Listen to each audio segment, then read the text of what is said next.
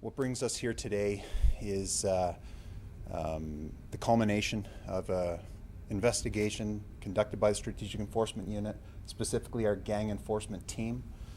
And search warrants were executed on the 12th of October 2017 in the 0 to 100 block of Evansboro Green Northwest, a suburban area in the city of Calgary. Two individuals were charged with over 59 charges criminally as well as provincially.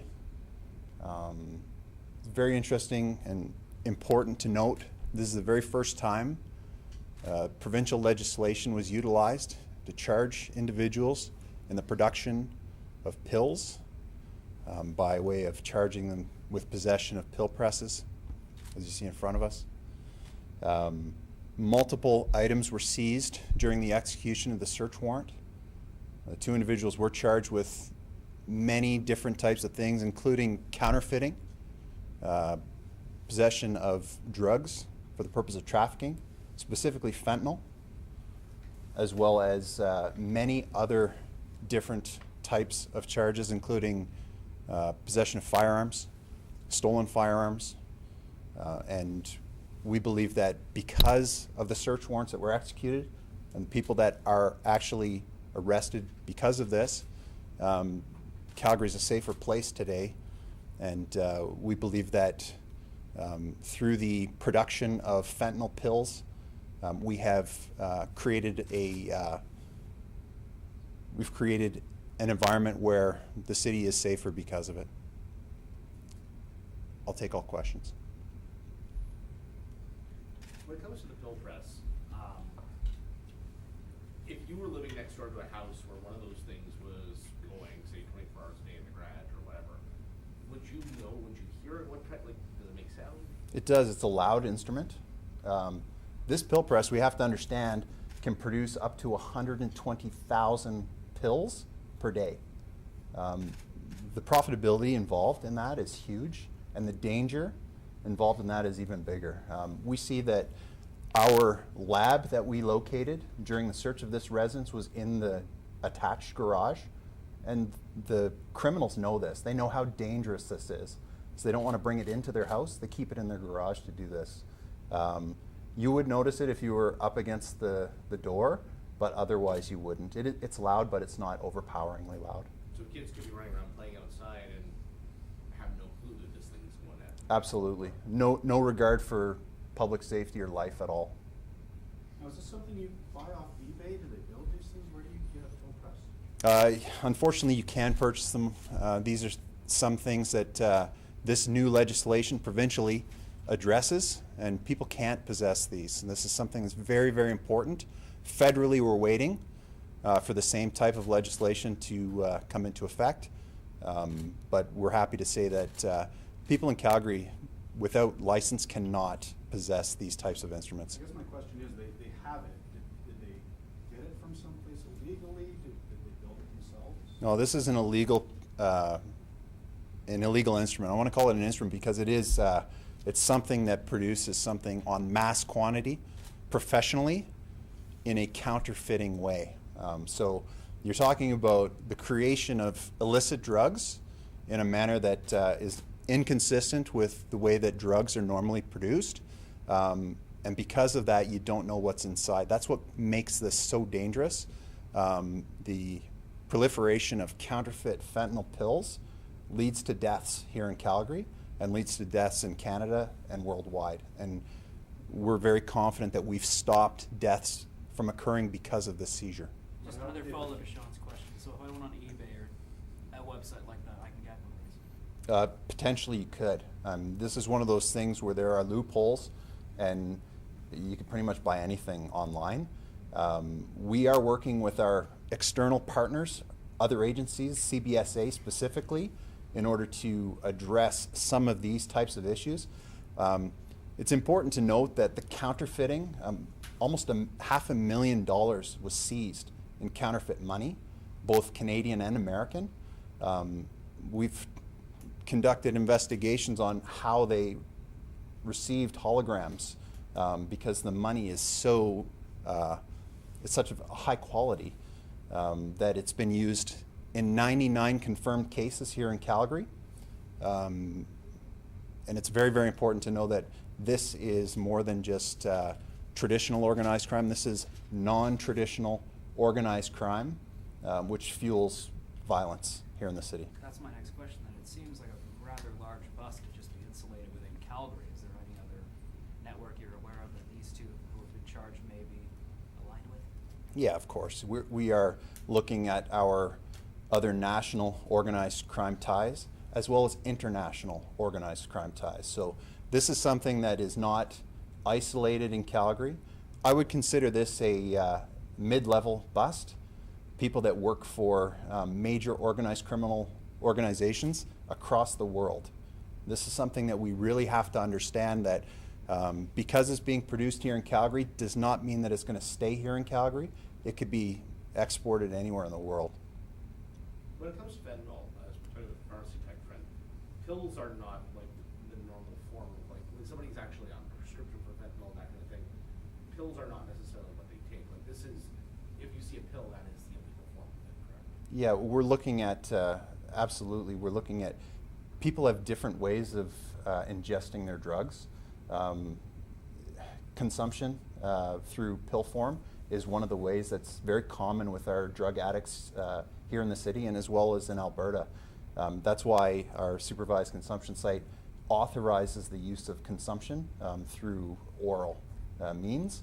But if you look at the pills that are produced here, they're crumbly and it's very easily to inject, to utilize them as an ingestion in a different manner as well. So there's a lot of different ways that fentanyl is deadly, and those that are addicted to this devastating drug can utilize, and this production lab facilitates all of that. For the dealers, it basically makes it a bit more of an easier way to transport it. It's an easier way to transport, and it's safer for the dealer when it comes down to it. And that's unfortunately the way that it works. If you're going to be trafficking in something that's extremely dangerous, as this drug was, and it's not, we can't just say it's fentanyl.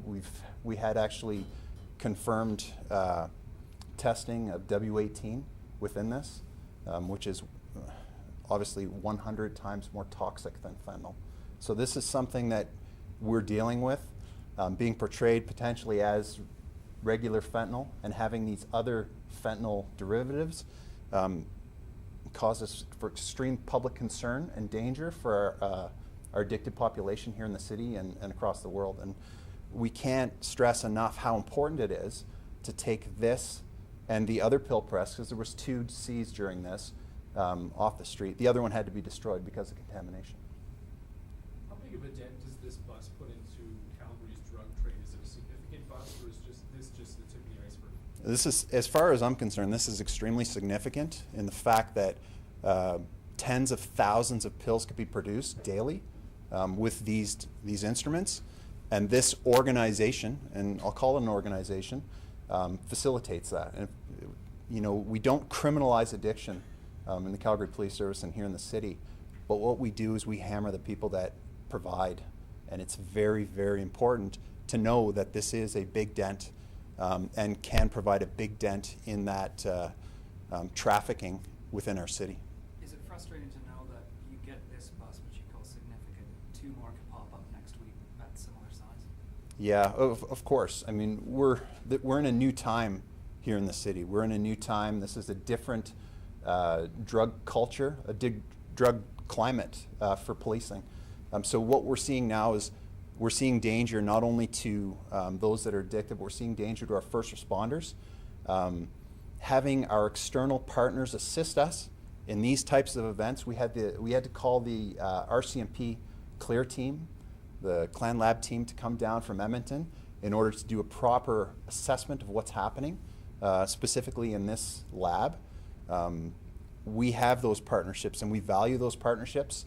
They dropped everything to come down and help us out. So we'd like to obviously acknowledge the RCMP Clear team and their assistance in this. This is something that we will deal with and will continue to deal with. And we're changing the way that we do business as an organization. Calgary Police Service responds differently to these types of calls because of the extreme nature and the danger to our frontline members as well. I know the courts side is not your purview, but earlier this year, one of the largest fentanyl busts in Alberta happened in our city. There's still a car involved and that kind of stuff. It went to court, and pretty much all but one of the charges gets dismissed, and now this person's going to go through that part of the process. But is there only so much that police can do, and does the other side of the equation have to play a role as well? Yeah, absolutely. I can't speak specifically to the court process. I do know that the courts do take this very seriously, and those that were charged in that other event that you speak of, we ended up charging that second person at a later date, and they'll be facing significant jail time based on sort of what we've seen in the court system. We don't do this to put people in jail. We do this to make people safe, and this is our line in the sand. We no longer will allow this to happen in our city. We know about it. This is something we didn't know about 3 years ago, and it's something that we are actively addressing with all of the resourcing that we have at our disposal. We have external partners that are assisting us and internal partners within the Calgary Police Service, from our financial crimes teams to our electronic teams that go through computers and do all of the other online types of investigations. All of these people are assisting us in this, and this investigation is far from over. Leading up to this, the last few years, it's always the push for education about fentanyl, not only for the addicts, but for, I suppose, dealers as well. It seems like greed is just taking over for fear, though. So how do you break that cycle, other than arresting your way out of it? Yeah, I mean, enforcement is a huge part of our strategy for this. And obviously, in my unit, strategic enforcement, that's exactly what we're doing here. This is something that we address based not only the fact that it's drugs, but if you look in front of us, the counterfeit money, that $500,000 that's been used 100 times in the city, and guaranteed internationally with that U.S. money that we're seeing. The violence that is potentialized through the firearms that you see, stolen firearms from break and enters. All of these crimes, they point to that non-traditional organized criminal that we are dealing with on a daily basis here in the city of Calgary. And this is something that we are trying to be strategic in our approach to address, and one of the ways that we're actually doing that is through enforcement, which is arresting these people and hoping through our investigations that they remain in jail to protect the public. How helpful were public tips in this investigation? I'll tell you, this was started through Crime Stoppers tips, and we're extremely proud of our partnership within Calgary with Crime Stoppers.